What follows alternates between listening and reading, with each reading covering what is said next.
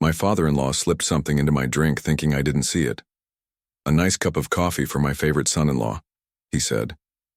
I accepted it with a very fake smile, and when he turned his back, I quietly swapped my cup with my mother-in-law's. Half an hour later, "My name is Gregory Murphy. I'm 32 years old and I work as a barista in a cozy little coffee shop in Portland. I live a simple life, filled with hot coffee, brief chats with customers, and the constant smell of freshly ground beans. Nothing too grand, I know, but it's an honest life. And until I met Sarah, I thought that was enough. Sarah came into my world like a sudden beam of sunlight, beautiful, smart, driven, and the daughter of the owners of one of the largest supermarket chains in the state. At first, that didn't seem to matter. She was different from her parents, easygoing, laughing at my corny jokes between espresso shots and always saying how much she admired my passion for what I do. But over time, the differences between our worlds started to shout louder. Her parents, Walter and Helen, never hid their contempt for me. They didn't attack me directly. They were masters of subtle disdain. "Have you ever considered doing something more ambitious?" Walter asked one night over dinner, swirling his wine as if assessing a risky investment.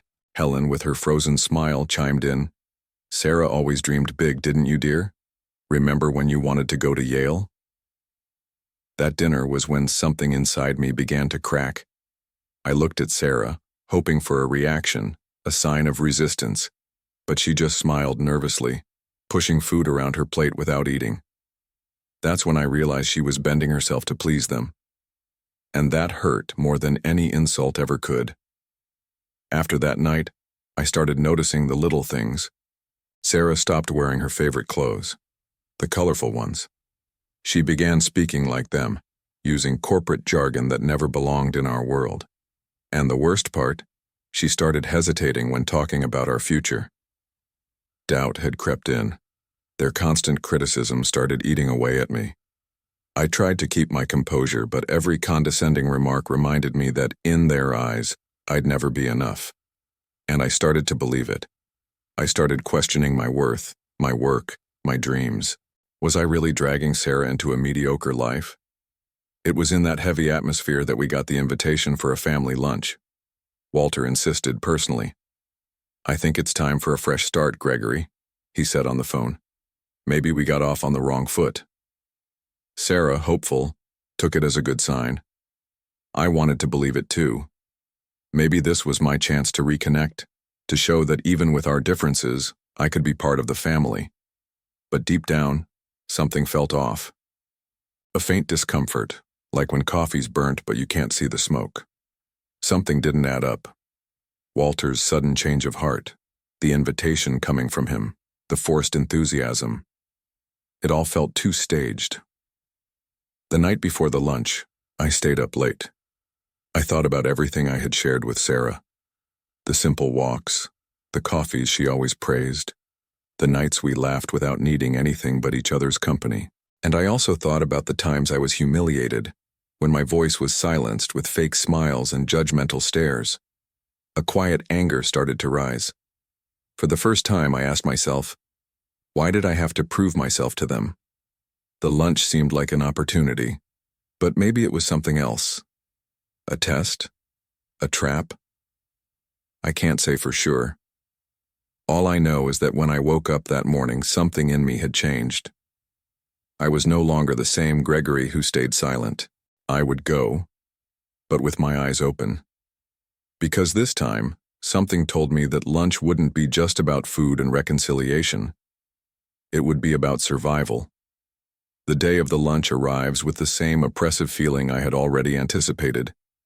As I look in the mirror, I try to convince myself that everything is going to be fine.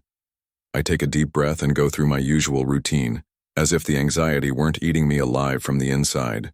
It wasn't about pleasing Sarah anymore. I knew she'd try. It was about staying grounded in front of her parents, people who had always seen me as someone who would never fit into their world. Even when Sarah was by my side, I felt like an intruder. Walter's gaze always weighed more than any word. We arrived at their house and the atmosphere immediately became suffocating. Margaret was setting the table to perfection as always, while Walter, seated at the head of the table, watched everyone's arrival with a look only he could disguise. He wore that smile that was more of a mask than a genuine expression. He tried to appear welcoming, but anyone who knew him even a little could tell that behind that smile was a calculated coldness.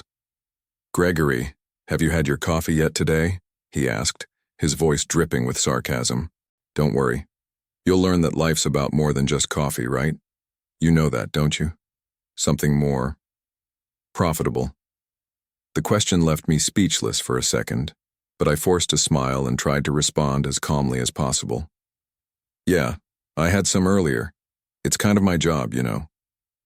Sarah, trying to keep the tension from rising, gave me a discreet glance. She knew comments like that always got to me, but I did my best to stay composed. Walter kept up his subtle jabs, pressuring me in that indirect way he had mastered. "Well, I imagine a man like you doesn't have many options, so it's good to cling to what you've got," Walter said with a smile, though his tone was sharp. He didn't need to be direct to humiliate me. He had a way of doing it elegantly, but with venom. I tried to change the subject, forcing a smile. "So, how are things going with the supermarket chain? Any news? You guys are always expanding, right?" Margaret, who had been quiet until then, finally looked at me and said, with that sweet, melancholic smile that's almost crueler than a direct insult, "Oh, of course, dear. We're always doing well. We can't stop, can we? After all, when you're lucky enough to be at the top, everything seems easier." She let out a soft laugh, the irony in her voice unmistakable. Yes, at the top. The tension between us was palpable. I felt like I was trying to breathe through a thin layer of ice, the air heavy and suffocating. Sarah was uncomfortable too, but said nothing. She tried to divert attention with small talk. I felt like we were dancing around a fire that was just waiting to consume everything. Then came the moment I had feared, when Walter stood up from the table and began serving drinks. I watched him more closely than ever before. He always had that air of superiority, but today something was different. His eyes met mine for a moment, and I felt a strange sensation I couldn't quite identify. He didn't smile, but there was a coldness in his gaze, a malice hidden beneath the calmness of his face. When he poured my drink, I noticed something odd. The way he handled the liquid, the way he stirred the glass with the spoon. It wasn't normal. Something about the movement was too calculated. I'm no chemistry expert, but something in the substance he added seemed off. The liquid, which had looked like simple juice before, now had a slightly cloudier color. Walter's expression was subtly sinister, and suddenly every alarm in my head started blaring. Something wasn't right. I didn't know exactly what he was trying to do, but deep down I felt it. This wasn't just a coincidence. I felt like I was being watched, like he was daring me to notice. It gave me a jolt of adrenaline, and everything around me seemed to slow down, as if time were stretching. The thought was crystal clear. He's trying to poison me. The idea was unbearable, but it was the only explanation that made sense. The way he looked at me, the way he manipulated the drink, it all lined up. I felt the weight of the situation. I had to act fast before he realized that I had figured it out. I looked at Sarah, and for a moment, I saw the discomfort on her face. She was distracted, talking to her mother, but her eyes met mine. She didn't know what was happening, but I could see a flicker of concern in her gaze. I had to act, and I had to do it without her realizing how serious this really was. Without wasting a second, I glanced at Walter's glass. He was distracted now, talking to Margaret, and that was the moment the adrenaline fully kicked in. I had no more doubts about what had to be done. I knew I was taking a huge risk, but I couldn't let this happen. With a quick and calculated move, without drawing anyone's attention, I swapped the glasses. I picked up my own, discreetly switched it with Sarah's, and placed them back on the table. It all happened in a matter of seconds, but it felt like an eternity. My heart pounded in my chest, and I felt the tension in my body, as if the risk of being caught were moments away. I looked at Walter, who was now back in his seat, unaware of anything. When he leaned back, that satisfied smile returned to his face, but I knew what he was waiting for. He thought he had already won, but what he didn't know was that, in trying to strike me, he had become the victim. The rest of the lunch went on. but everything felt like it was in slow motion. I was a ticking time bomb, ready to explode, and yet I was incredibly calm. I looked at Walter sitting across from me as if nothing had happened, and I wondered, what else would he have done if he knew I had outsmarted him? Half an hour had passed since we finished lunch. The comfortable silence that usually follows a family meal was absent that afternoon. Instead, a thick, almost visible tension hung in the air. The sun streamed through the dining room window, lighting up the still dirty cutlery and half-filled glasses. That was when Sarah looked at her mother and furrowed her brow. "Mom, are you okay?" she asked, her voice carrying a hint of alarm. Helen brought one hand to her mouth and slowly shook her head. No," she murmured weakly, as if every word took effort. She turned pale within seconds. Cold sweat broke out across her forehead, and her breathing turned shallow. Her fingers trembled as she tried to reach for the glass of water in front of her, but she knocked it over with a shaky movement. "Helen?" Walter stood up quickly, moving to her side. "What's happening?" Sarah jumped to her feet, panic overtaking her. "Mom, talk to me. Gregory, call an ambulance." My hand was already in my pocket, pulling out my phone, but my mind was miles away. I watched everything unfold like someone watching a macabre play, and with each passing second, the scene became more surreal. Helen leaned over the table, struggling to support herself. She gave a dry cough, then clutched her stomach. While Sarah tried to help her and Walter shouted for help, I remained still. On the outside, I looked calm, focused, efficient. On the inside, it was chaos. She drank it. My God. She actually drank it. I remembered the moment I switched the glasses. Walter's expression, that strange glint in his eyes like he was waiting for an inevitable result. I knew. I knew something was wrong. But now Helen was the one suffering. And not him. It was her, the woman who had always treated me with indifference, yes, but who now sat there, fragile, pale, perhaps poisoned by a vile plan that wasn't even meant for her. A wave of relief washed over me. Relief that I was alive, that I had escaped. But like a tide that recedes only to return with more force, guilt followed close behind. What if I'm wrong? What if it wasn't poison? What if all of this is just a cruel coincidence? But the voice inside me, the one I had tried to silence for so long, whispered with certainty. This was no coincidence. Walter tried to kill me. "It's on the way," I shouted, hanging up the phone. "The ambulance is coming." Sarah was crying, holding her mother against her shoulder. Helen began to vomit, and the scene pulled a desperate sound from Sarah. Walter remained standing, shaking. He tried to keep his composure, but I saw his sweaty hand. I saw how his eyes avoided mine. And in that moment, something shifted inside me. He knows. He knows that I figured it out. And now he's waiting to see what I'll do next. I sat down without saying a word, pretending to be concerned.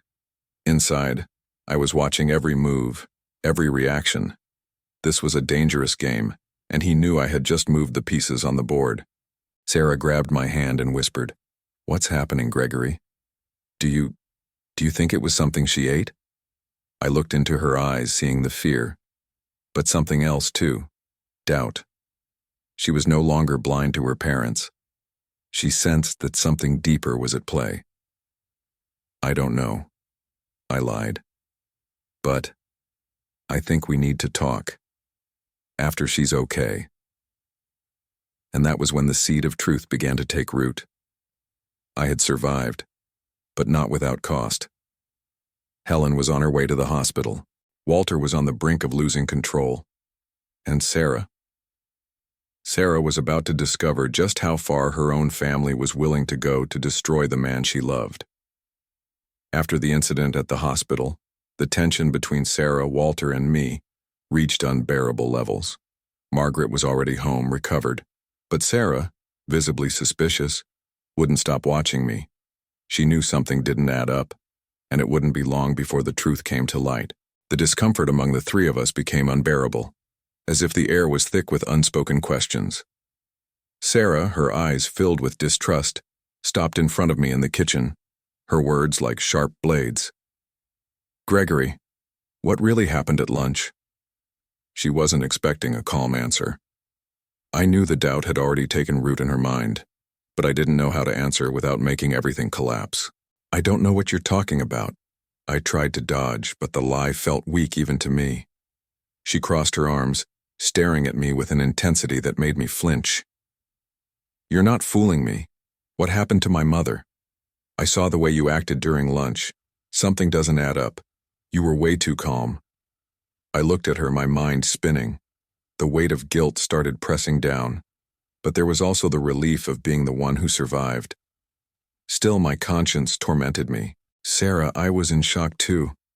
I didn't know what was happening, and I just wanted her to be okay." The words came out without conviction. I couldn't admit the truth, but I knew I was too close to hide it. Without another word, Sarah rushed off, her face marked by a silent fury. She headed straight upstairs where Walter was. I knew she wasn't just looking for answers. She was determined to confront her parents, and things were about to get ugly.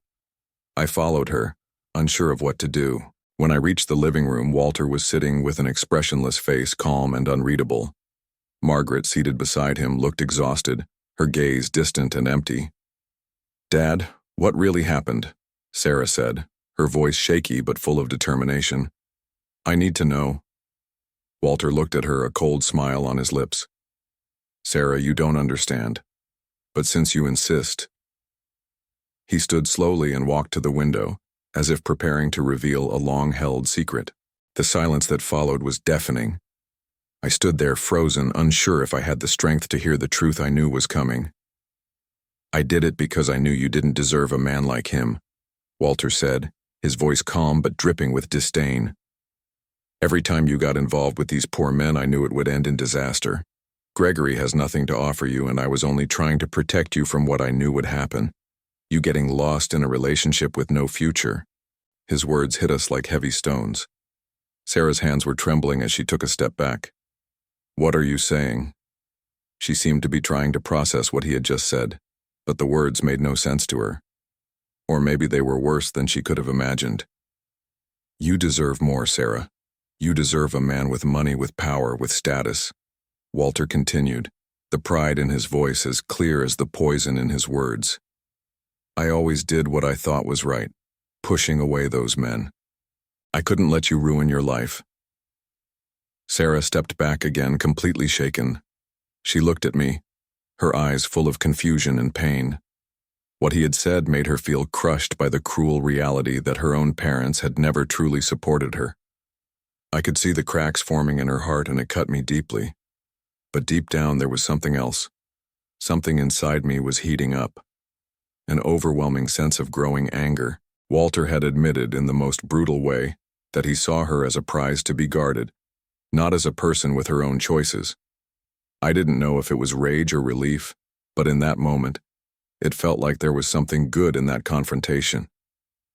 He no longer had control over her. "I can't believe what I'm hearing," Sarah finally said, her voice trembling but growing stronger. "I never thought you were capable of this, Dad. You have no right to control my life like this." She turned to me, her gaze now filled with something new. I didn't know if it was pity, anger, or a kind of resolution, but she looked straight into my eyes and said, "I choose you, Gregory. I always have." Those words, heavy with emotion, hit me in a way I couldn't describe. And there, in front of what remained of her family, Sarah made her choice. The choice to live her life her way, by my side, despite everything. Walter, at last, said nothing more. Silence took over the room and the tension was palpable. But at the same time there was a sense of freedom. The weight of the lie had lifted, and the truth, bitter as it was, set us all free. Sarah and I, after everything we had been through, finally made a decision that had seemed unthinkable not long ago, to distance ourselves from her parents. I knew it would be difficult, but the idea of continuing to live under the weight of her family's constant manipulation and belittlement was no longer an option. Not for me. And surprisingly, not for her either. The decision to cut ties with her family gave us a sense of freedom, but at the same time it came with a heavy emotional burden. It wasn't just a physical separation, it was also a break from a part of Sarah's life she had known forever. I could see the conflict within her, but there was no turning back. In the first few days after the decision, we moved into a small apartment, simple but cozy. Life now was different. It was no longer about keeping up appearances or pleasing others. It was about the two of us, our daily struggle, our newly discovered freedom. We faced financial hardship, of course. As I had always known, the reality of a barista trying to build something with the woman he loved wasn't easy. But every small success made us feel like we were in control, like we were finally writing our own story. There were days when Sarah felt the weight of the decision. I could see it in her eyes when she thought about her parents, about the life she had left behind. She, always so strong and decisive, had her moments of weakness, and that hit me hard. She would ask me from time to time if we had really made the right choice. Sometimes her voice trembled when she spoke about her mother and father, as if there was still an invisible thread pulling her back, to the place where she knew she would never be fully accepted. One of those nights, as we lay in bed, Sarah turned to me with a heavy sigh. "Gregory, do you think we're doing the right thing?" she said, her voice vulnerable, as if she was carrying a huge doubt. "I can't help but wonder, what if we're making the wrong choice? What if I can't live without their support? I know they never accepted me, but—" I cut her off, turning to face her with the seriousness the moment required. "Sarah, we both know that staying the way things were was no longer an option. I saw what it was doing to you. I saw you slowly losing yourself, trying to please people who would never accept you for who you are." She looked down, biting her lower lip. I could see she was fighting what she felt, battling the weight of years of emotional subjugation. But then she looked at me, her eyes filled with conflicting emotions. "I know, Gregory, but it's so hard. Sometimes I feel like I'm losing a part of myself by cutting that bond. I never imagined I'd have to do this." I took a deep breath and held her hand. "I know, love. I know it's hard. But look, we're in this together, no matter what. They'll always try to manipulate you because you're their daughter, but I won't let them destroy what we have. I love you, and what we have is stronger than anything they could try to do." She looked at me, her expression softening. "I love you too, Gregory, and you're right. Maybe it's time I stop trying to please them and start living for myself. For us." It was one of those difficult conversations, but it made me see Sarah's strength on a level I had never imagined. She was no longer the girl trying to gain her parents' approval. She was becoming a woman who knew what she wanted, and was willing to fight for it. However, as always, the pressure from her parents never truly went away. A few months later, just when things were starting to get better for us, Sarah's parents tried once again to manipulate us. They called her, asking to meet. I knew what that meant. They hadn't changed. They were still playing the same game, and Sarah knew it too. Deep down, she feared they had something else in mind. "Gregory, I don't know if I should go. I don't know if I can let myself get pulled back in by them again," Sarah said, sitting at the kitchen table, her eyes distant, her body visibly tense. I watched her, knowing that now she had to make the most important choice of her life, not just for us, but for herself. "Sarah, you don't have to prove anything to them anymore. You've already proven enough, and if you go, it has to be for you, not for them. You have the right to decide your life. Don't let them make you think otherwise." She looked at me, her heart torn between the desire to please her parents and the need to stay true to herself. "You're right. I'll go, with you, together. I won't let them control us again." The moment was raw and vulnerable. Words didn't need to be spoken, but in that look we knew what it meant. Sarah was stronger, and so was I. We were both stronger than any external pressure. When we finally met with her parents, the tension was thick in the air, but Sarah by my side didn't waver. She was no longer at their mercy. She was there because she chose to be, not because she needed to be. And when the conversation took the expected turn, full of veiled criticism and manipulations, she stood up firmly, said her piece, and for the first time, said no, definitively. I'm not going to give in anymore, Dad. I love Gregory, and that's what matters. I won't live the life you expect. I'll live my own. I knew that from that moment on, nothing would ever be the same. Sarah had made her choice, and she was no longer willing to be her parents' puppet. We were ready to move forward, together, stronger, freer. After months of hard work and sleepless nights, we finally managed to open our own coffee shop. The idea of having a place of our own, where we could serve what we loved and express our vision of the world, had once seemed like a distant dream. But little by little, it became reality. The cafe, small and cozy, reflected every part of our journey. The smell of fresh coffee in the air, the simple yet carefully chosen decor, and the smiles on the faces of the customers who walked through our doors were the reward for every sacrifice we had made. In the first few months, prosperity didn't come immediately. Our mornings were spent preparing coffee and serving customers, and our afternoons were consumed with accounting and administration. It wasn't easy, and the exhaustion weighed on us at times, but eventually the business began to take shape. Every coffee we served, every compliment we received, was a quiet but meaningful victory. I would look at Sarah and see the sparkle in her eyes.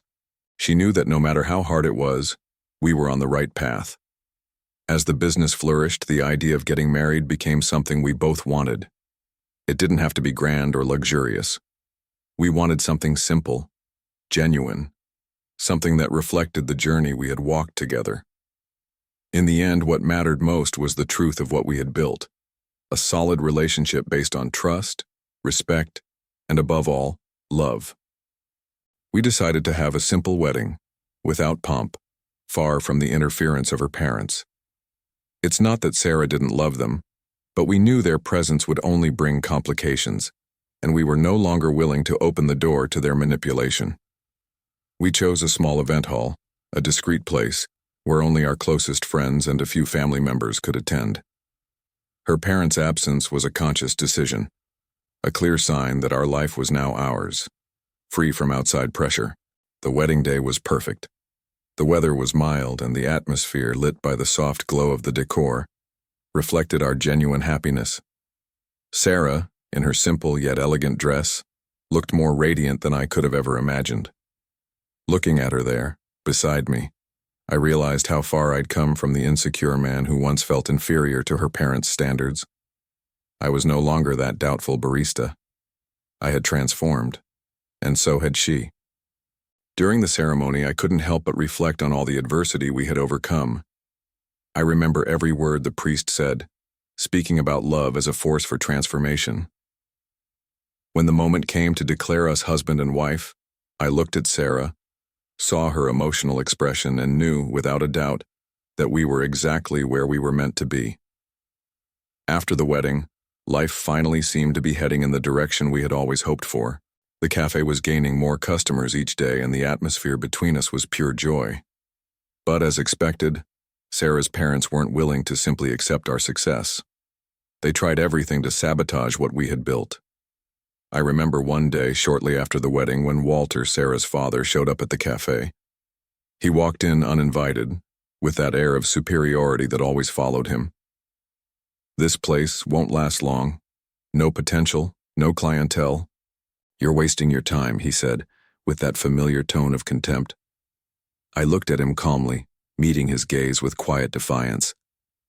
"You don't know the strength we have here, Walter," I replied with a controlled smile.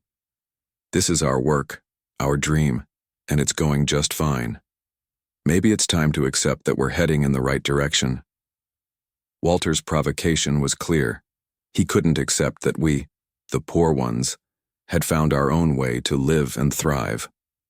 But instead of rising to his bait, I stood my ground. The cafe wasn't just a business to me. It was a declaration of who I truly was, stronger, more confident, and undeniably more capable than they ever imagined. But the attacks didn't stop there. They tried to pressure our suppliers, even attempted to discredit our location, suggesting that the important clients wouldn't come to us. But none of it worked. Every move they made to try and bring us down only made us stronger. We didn't need them. We never did. Then came the final confrontation, Walter's last attempt. He arranged a meeting with Sarah, trying to convince her to help the business in a way that, of course, involved submitting to his vision and values. But Sarah was no longer the vulnerable woman he once knew. She, calmly and firmly, set her boundaries. "I will no longer let you destroy my happiness, Dad," she said, with a clarity that only someone who has found their true strength can have. "What we have here is ours, and you will no longer interfere." I stood beside her, and a wave of pride swept over me. Whatever happened from that moment on, we knew our story had already been written in a way that could never be undone. The battle with them, their dirty tactics and manipulations, was already won. And the most incredible part was that we didn't need violence or revenge to win. The real victory was in the life we built together, in our independence, in our love. The end of the confrontation with Sarah's parents wasn't dramatic or explosive. It didn't need to be. Our happiness spoke for itself. And when we walked away, hand in hand, toward our future, we knew we had overcome the greatest obstacle of all, the need for their approval. Our victory wasn't just over others, it was over ourselves. And when we finally sat on the couch in our home at the end of a long day's work, looking toward the future, we knew that no matter what happened, nothing could ever take away what we had built: our freedom, our love, our life. And that, to me, was the greatest victory of all.